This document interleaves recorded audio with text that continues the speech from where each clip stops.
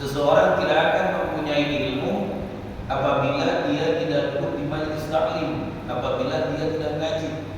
Mau dapat ilmu dari mana? Maka pada intinya kemanapun pergi, dimanapun kita berada, ketika di situ ada majelis taklim, ketika di situ ada tempat ngaji, maka hadirilah. Karena walau bagaimanapun, termasuk daripada salah satu taman daripada taman-taman surganya Allah Subhanahu wa taala, yaitu kita duduk di majelis taklim. Seorang ulama mengatakan, ala inna khairan nas ba'da nabiyhi muhaimin muttalihi fil urfi wal nukri.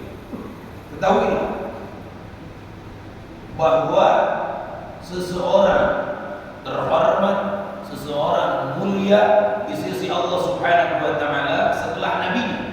Kalau nabi sudah jelas. Nabi itu kenapa? Seperti contoh, nabi diisrokan dan dimi'rajkan oleh Allah Subhanahu wa taala. Sedikit ya. Nah, berhubung kita ini ada di bulan Rajab juga, sedikit takriman buat takriman dengan Isra Mi'rajnya baginda Rasulullah sallallahu alaihi wasallam. Sebab dan tujuan Allah Subhanahu wa taala mengisrokan dan memi'rajkan baginda Rasulullah sallallahu alaihi wasallam adalah takriman lahu, memuliakan baginda Rasulullah sallallahu alaihi wasallam. Kenapa Allah sebegitu memuliakan baginda Rasulullah? Karena Rasulullah sallallahu alaihi wasallam berhasil memuliakan Allah. Jadi kesimpulannya, kalau kita ingin dimuliakan oleh Allah, maka muliakan Allah. Kalau kita mencari kemuliaan, mencari kehormatan di mata manusia, capek. Kenapa? Manusia ini berubah-ubah.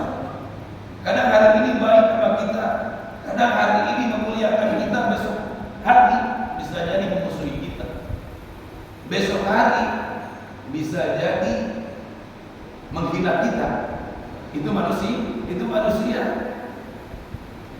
Tetapi kalau kita berhasil memuliakan Allah Subhanahu wa taala, maka Allah akan memuliakan kita. Siapapun di dunia ini yang berani menghinakannya, maka tidak akan mampu ketika seseorang sudah dimuliakan oleh Allah Subhanahu wa taala. Siapa orang yang mulia setelah nabinya? Muhaiminuhu talihi fil ardi wan nukri. Kata Rasulullah, bahkan kata Allah Subhanahu wa taala, inna akramakum indallahi atqakum. Sesungguhnya yang paling mulia di sisi kalian adalah, di sisi Allah adalah kalian yang paling bertakwa kepada Allah. Siapa yang paling bertakwa itu yang paling mulia di sisi Allah.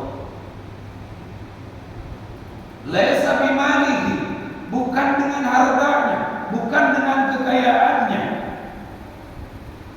Kalau dia punya harta, kalau dia punya kekayaan, dia tidak tersorokkan harta dan kekayaannya di jalan yang diridhoi oleh Allah Subhanahu wa taala. Wala bi'ilmihi, juga seseorang bukan mulia dikarenakan ilmunya. Kalau ilmunya sendiri tidak dia manfaatkan dan tidak bermanfaat bagi dirinya sendiri. Wala binasabihi, seseorang mulia bukan karena keturunannya. Walaupun dia turunan Nabi sekalipun, ketika perilakunya, akhlaknya, moralnya bejat, maka tidak ada kemuliaan sedikit pun di mata Allah Subhanahu wa taala. Tetap yang mulia di sisi Allah Subhanahu wa taala adalah ketakwaan, ketakwaannya. Nah, kembali, ketika kita ingin menjadi orang yang bertakwa, maka duduklah di majelis taklim. Kenapa? Karena takwa itu adalah imtithal awamirillah wa ijtinabu nawahi. Yang namanya takwa, kita melaksanakan seluruh perintah Allah dan menjauhi sedangkan kita tidak akan bisa mengerjakan perintah-perintah Allah, beribadah kepada Allah kalau tidak disertai dengan ilmu. Ibnu Ruslan mengatakan di dalam sifatnya fakuluman bi ghairi ilmin ya'malu a'maluhu mardudatun la tuqbal. Setiap orang beramal tanpa ilmu maka amalnya mardudah, maka amalnya ditolak oleh Allah Subhanahu wa taala, la tuqbal, tidak akan diterima. Kadang-kadang kan banyak orang yang ibadah itu hanya ikut-ikutan saja tanpa dilandasi dan didasari dengan ilmu. Orang angkat tangan takbiratul ihram ikutan, takbiratul ihram angkat tangan. Orang ruku ikut ruku, orang sujud ikut sujud, orang sahur ikut sahur, orang qadim ikut qadim. Apa qadim? Makan hari. Allah Akbar. Dikarenakan tiada ilmu. Dan yang paling mendasar, dengan kita duduk di majelis ta'lim,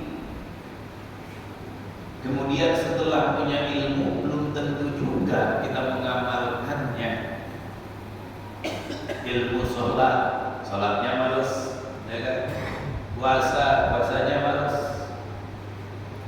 Dikarenakan apa juga? Dikarenakan tidak ingat mati. Oh, intinya lagi. Tidak ingat mati. Kenapa? Karena kan dengan ingat kematian kafa bil mauti mau'idatan.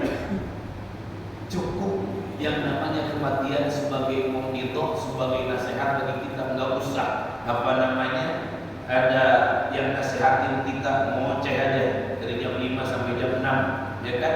Di depan kita enggak usah. Cukup dengan ingat mati sebagai penasihat